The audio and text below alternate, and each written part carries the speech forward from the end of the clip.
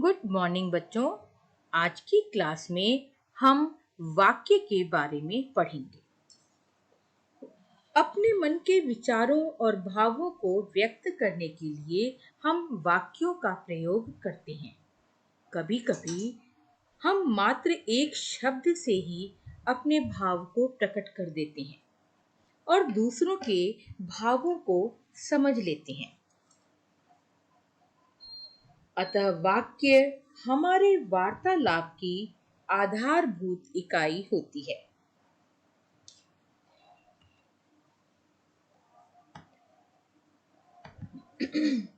वाक्य का निर्माण विभिन्न शब्दों तथा पदबंधों से होता है और हर पद तथा पदबंध का अपना अर्थ होता है।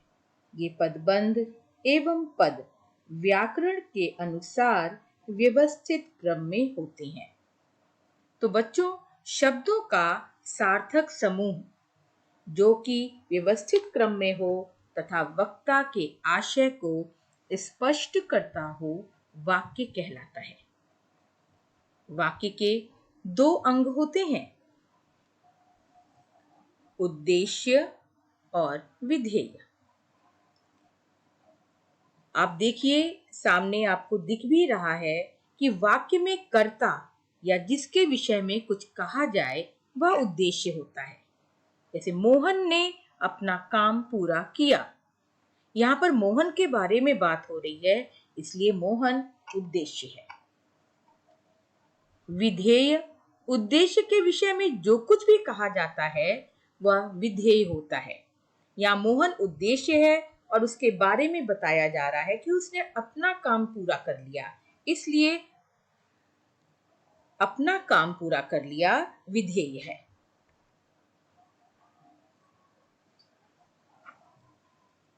वाक्य के जो भेद होते हैं उन्हें हम दो आधारों पर उनका वर्गीकरण करते हैं। पहला है रचना के आधार पर। ये तीन होते हैं, सरल, संयुक्त और मिश्र। और दूसरा भेद हम करते हैं अर्थ के आधार पर। अर्थ के आधार पर वाक्य 8 होते हैं, विधानवाचक, इच्छावाचक, आज्ञावाचक, निषेधवाचक, प्रश्नवाचक, विस्मयवाचक, संकेतवाचक और संदेहवाचक। आप लोगों को सिर्फ अर्थ के आधार पर ही वाक्य भेद को पढ़ना है और जानना है। सबसे पहले बच्चों, हम विधानवाचक वाक्य की बात करते हैं। ऐसे वाक्य जिनसे किसी काम के होने या किसी के अस्तित्व का बोध हो, वह वाक्य विधानवाचक वाक्य कहलाता है। जैसे पक्षी घोंसले से उड़ चुके हैं, विजया ने दौड़ में प्रथम स्थान प्राप्त किया है। इन वाक्यों में एक सूचना मिल रही है, एक काम हो रहा है, इसलिए हम इन्हें विधानवाचक कहते हैं। दूसरा भेद है इच्छावाचक। जिन वाक्यों में वक्ता की इच्छा, कामना, आशीर्वाद आदि का भाव प्रकट होता है, उन्हें इच्छावाचक कहते हैं। काश इस समय सुमन साथ होती। मैं चाहता हूं कि सभी स्वस्थ हों। ईश्वर करे आप खूब उन्नति करें। इन तीनों वाक्यों में वक्ता की इच्छा, पहले वाक्य में वक्ता की इच्छा प्रकट हो रही है, दूसरे वाक्य में उसका शुभ आशीर्वाद कह लीजिए या कामना कह लीजिए, और तीसरे वाक्य में शुभ वचन दूसरों के लिए कहा जा रहा है, इसलिए ये तीनों वाक्य इच्छावाचक वाक्य कहलाते हैं। अब आज्ञावाचक हम वाक्यों की बात करें, जिन वाक्यों में सिर्फ आज्ञा ही नहीं, चेतावनी, प्रार्थना, सलाह या अनुमति देने का भाव प्रकट होता है, उसे आज्ञावाचक वाक्य कहते हैं। अनुमति दिया भी जाता है और लिया भी जाता है, इस बात का ध्यान रखिएगा बच्चों। जैसे दीवारों को साफ कर दो, यहाँ पर आज्ञा दी जा रही है। कृपया शांत रहें, यहाँ प्रार्थना की जा रही है। आगे मत जाओ, इस वाक्य में चेतावनी दी जा रही है। और अंतिम वाक्य में सलाह दिया जा रहा है कि शरीर के सभी अंगों को ढीला छोड़ दीजिए। अब हम बात करेंगे बच्चों निषेधवाचक वाक्य की। जिन वाक्यों में क्रिया न होने या न किए जाने का भाव प्रकट होता है उसे निषेधवाचक वाक्य कहते हैं। उदाहरण आपके सामने है। मैं तुमसे नहीं डरता, ट्रेन आगे नहीं जाएगी, बारिश नहीं हो रही है। कई बार आप बच्चे कंफ्यूज होते हैं कि फूल मत तोड़ो, शोर मत मचाओ, इस तरह के वाक्यों को आज्ञावाचक कहा जाएगा या निषेधवाचक कहा जाएगा। बच्चों, इसमें आज्ञा दी जा रही है, पर आज्ञा के साथ साथ काम के नहीं होने का बोध भी हो रहा है, इसलिए ऐसे वाक्य निषेधवाचक वाक्य ही कहलाते हैं। कुछ पुस्तकों में आपको आज्ञा सूचक निषेधवाचक वाक्य के रूप में भी ऐसे वाक्य दिखाई पड़ेंगे। प्रश्नवाचक वाक्य, जिन वाक्यों में प्रश्न पूछा जाता है तथा जिनमें कुछ उत्तर पाने की जिज्ञासा रहती है उसे प्रश्नवाचक वाक्य कहते हैं।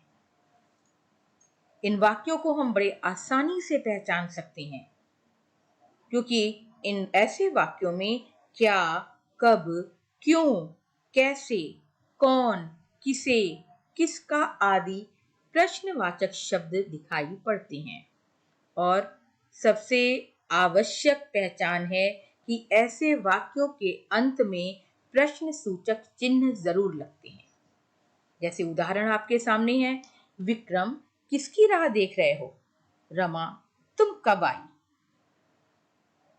इसी क्रम में बच्चों आगे बढ़ते हुए अब हम बात करेंगे विस्मयवाचक वाक्य की।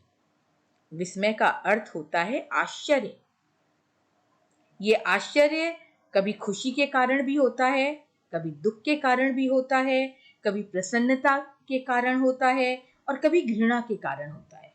इसलिए जिन वाक्यों से आश्चर्य, हर्ष, घृणा, प्रसन्नता, शोक, दुख, भय आदि भावों की अभिव्यक्ति हो उन्हें विस्मयवाचक वाक्य कहते हैं। इन वाक्यों को हम उद्गारवाचक वाक्य भी कहते हैं। विस्मयवाचक वाक्यों की पहचान सूचक शब्द हैं। ऐसे वाक्य में अहो, आहा, हाय, छी, अरे आदि शब्द दिखाई पड़ते हैं और इन वाक्यों में विस्मयवाचक चिन्ह भी हमें दिखाई पड़ता है। जैसे उदाहरण देखिए। अरे, कितना विशाल मैदान है। छी, नाले के पास बड़ी बदबू थी। संकेतवाचक वाक्य, अब हम जिसके बारे में आपको बता रहे हैं उन वाक्यों को संकेतवाचक वाक्य कहते हैं। जिन वाक्यों में एक क्रिया का होना दूसरी क्रिया पर निर्भर करता है उन्हें संकेतवाचक वाक्य कहते हैं। इस प्रकार के वाक्यों में काम पूरा होने के लिए शर्त सी लगी होती है। संकेतवाचक वाक्यों की पहचान यदि, अगर, तो इन शब्दों को देखकर की जा सकती है। देखिए, यदि वर्षा रुकती तो मैं घर जाता। इस वाक्य में दो वाक्य हैं और एक की क्रिया का होना दूसरे पर निर्भर हो रहा है। वर्षा के रुकने पर ही घर जाने की क्रिया होगी। अगर जल्दी आते तो टिकट मिल जाता। यहाँ पर टिकट मिलने की क्रिया जो है वो जल्दी आने पर निर्भर है। तो ऐसे वाक्यों में दो वाक्य होते हैं जो पूर्ण होने के लिए एक दूसरे पर निर्भर होते हैं। अब हम बात करेंगे संदेहवाचक वाक्य की। जिन वाक्यों की क्रिया पूर्ण होने में संदेह या संभावना प्रकट हो, उन्हें संदेहवाचक वाक्य कहते हैं। संदेहवाचक वाक्यों की पहचान वाक्य के अंत में होगी, होगा, होगे देखकर हम कर सकते हैं। ऐसे वाक्यों में शायद, संभवतः जैसे शब्द भी हमें मिलते हैं। उदाहरण देखिए, अब तक फसल कट चुकी होगी, अब शायद बारिश बंद हो जाए। संभवतः विजय विद्यालय से घर आ गया होगा। तो बच्चों, आपने देखा कि अर्थ के आधार पर वाक्य 8 होते हैं। विधानवाचक, प्रश्नवाचक, इच्छावाचक, आज्ञावाचक, विस्मयवाचक, निषेधवाचक, संदेहवाचक और संकेतवाचक। वाक्यों का जब हम परिवर्तन करते हैं एक तरीके से दूसरे में, तो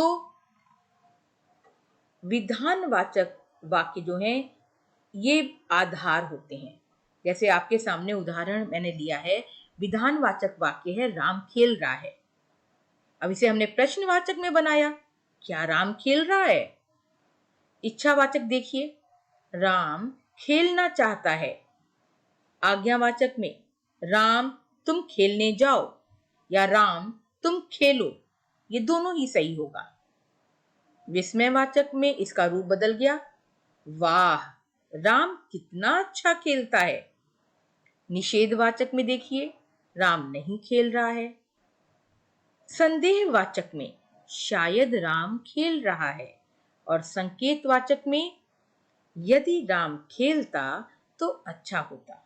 तो आपने देखा बच्चों कि राम खेल रहा है, ये विधानवाचक वाक्य जब दूसरे रूपों में परिवर्तित होता गया तो इसका रूप क्या कैसे बदलता गया। मुझे पूरी उम्मीद है कि आज बताई हुई बातों का आप ध्यान रखेंगे और अर्थ के आधार पर वाक्य पहचानने में और उसका रूप बदलने में आपको कठिनाई नहीं होगी। आज के लिए बस इतना ही।